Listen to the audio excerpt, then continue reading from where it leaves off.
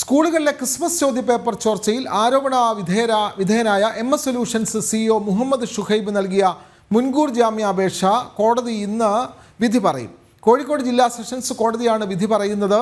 ഇന്നലെ ജാമ്യാപേക്ഷ പരിഗണിച്ച കോടതി ഇന്നത്തേക്ക് വിധി പറയാൻ മാറ്റുകയായിരുന്നു. വിവരങ്ങളുമായി ഗോകുൽ കെ വേണുഗോപാൽ ചേരുന്നു. ഗോകുൽ, ക്രിസ്മസ് ചോദ്യപേപ്പർ ചോർച്ചയുമായി ബന്ധപ്പെട്ടാണ് MS solutions CEO Muhammad Shuhaib, അദ്ദേഹം നിലവിൽ ഒളിവിലാണ്, അന്വേഷണ സംഘത്തിന് മുമ്പിൽ ഹാജരായിട്ടില്ല.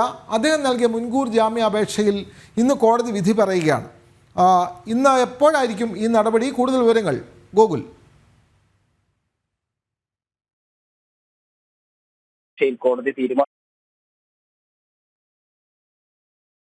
തീരുമാനമുണ്ടാക്കുമെന്നാണ് നമ്മൾ കരുതുന്നത്. 5ാം തവണയാണ് ഷുഹൈബിന്റെ മുൻകൂർ ജാമ്യാപേക്ഷ പരിഗണിക്കുന്നത്.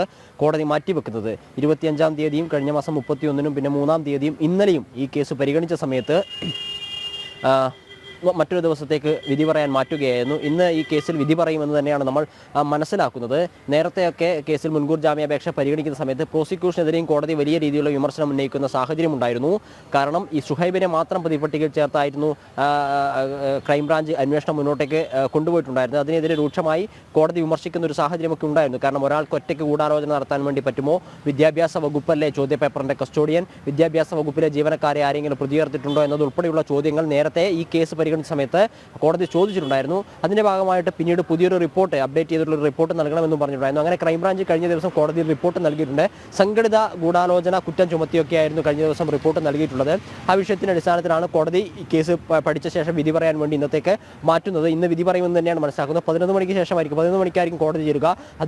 അതിനുശേഷം ഏതു സമയത്തും വിധി ഉണ്ടാകുമെന്ന് തന്നെയാണ് മനസ്സിലാക്കുന്നത്. അതേസമയത്ത് തന്നെ ഷുഹൈബ് ഒരുപാട് നാളുകളായിട്ട് ഒളിവിൽ കഴിയുകയാണ്. ആദ്യമൊക്കെ ചോദ്യപേപ്പർ ചോർച്ച വിവാദമുണ്ടായ സമയത്ത് കേസുമായി സഹകരിക്കുമെന്നൊക്കെ പറഞ്ഞിരുന്ന ഷുഹൈബ് പിന്നീട് ഷുഹൈബിനെതിരെ കേസ് ചുമത്തുകയും MS സൊല്യൂഷനിൽ ക്രൈംബ്രാഞ്ച് പരിശോധന നടത്തുകയും ഡിജിറ്റൽ ഉപകരണങ്ങളൊക്കെ പിടിച്ചെടുക്കുകയും ചെയ്തതിന് ശേഷം ഒളിവിൽ പോയി പിന്നീട് കേസുമായി സഹകരിക്കാത്തൊരു സാഹചര്യമാണ് ഉണ്ടായത്.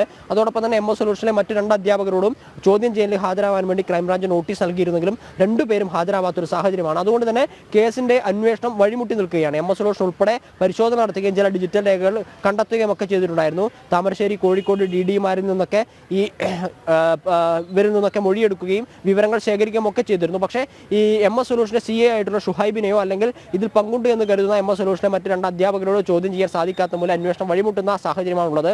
അതുകൊണ്ട് തന്നെ ഷുഹൈബിനെ മുൻകൂർ ജാമ്യാപേക്ഷ കൊടുക്കരുത്, ഷുഹൈബിനെ കസ്റ്റഡിയിൽ കിട്ടി ചോദ്യം ചെയ്താൽ മാത്രമേ അന്വേഷണം മുന്നോട്ടേക്ക് കൊണ്ടുപോകാൻ പറ്റൂ എന്നൊരു വാദമാണ് ക്രൈംബ്രാഞ്ച് മുന്നോട്ടേക്ക് വെക്കുന്നത്.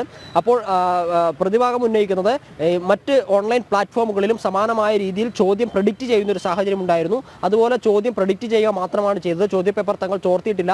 അതുകൊണ്ട് തന്നെ മുൻകൂർ ജാമ്യാപേക്ഷ നൽകണം എന്നൊരു വാദമാണ് പ്രതിഭാഗത്തിന്റെ ഭാഗത്ത് ഉണ്ടാകുന്നത്. എന്തായാലും ഇന്ന് 11 മണിക്ക് ശേഷം ഈ വിഷയത്തിൽ തലശ്ശേരി സെഷൻസ് കോടതി വിധി പറയുമെന്ന് തന്നെയാണ് നമ്മൾ കരുതുന്നത്. വിനോദ്, തലശ്ശേരി സെഷൻസ് കോടതിയാണ് ചോദ്യപേപ്പർ ചോർച്ച കേസിൽ ഉൾപ്പെട്ട MS സൊല്യൂഷൻസ് CEO ഷുഹൈബിൻ്റെ ജാമ്യ ഹർജിയിൽ ഇന്ന് വിധി പറയുന്നത്. തലശ്ശേരി കോടതിയാണ്.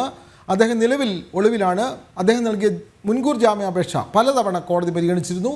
ഇന്ന് ഇതിന്മേൽ വിധി പറയും.